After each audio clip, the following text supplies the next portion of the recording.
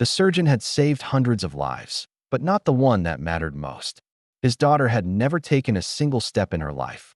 Every doctor, every specialist, every miracle treatment had failed, until a homeless boy, with nothing but belief, looked her in the eyes and said, "Let me try." The day had been gray from the start.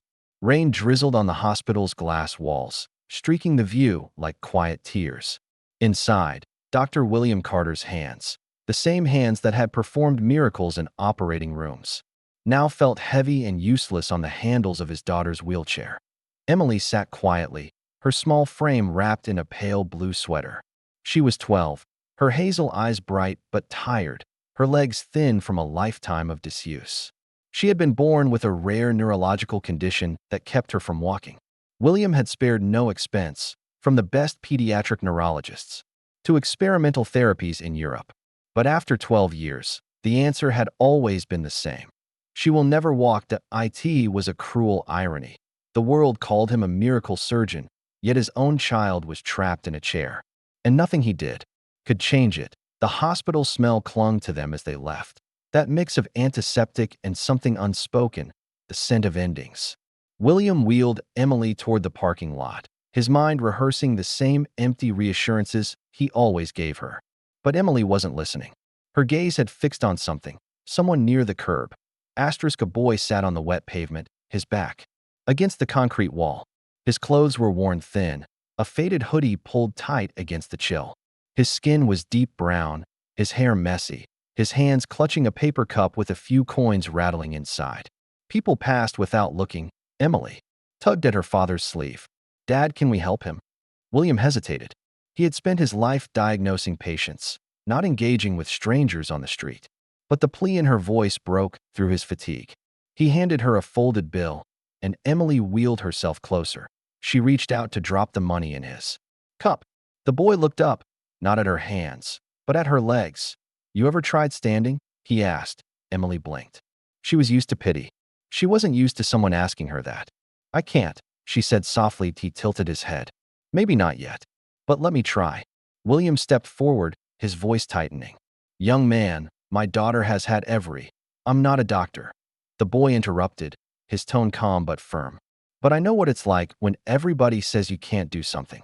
Sometimes, you just need one person who thinks you can." Emily turned to her father.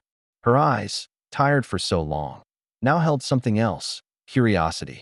"Please, Dad?" Against every instinct, William nodded.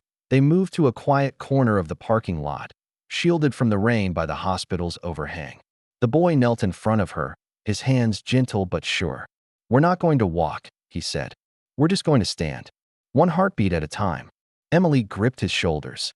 The muscles in her legs trembled like a leaf in wind. "Push from here," he said, touching her arm. "Don't think about falling. Think about finding the ground under you."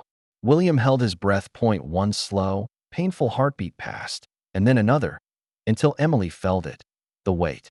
Shifting, the chair no longer holding her. She was on her feet, her knees wobbled, her balance faltered, but she was standing. Emily gasped. William's eyes stung. The boy grinned. "Told you. Sometimes you don't need the right treatment. You need the right fight."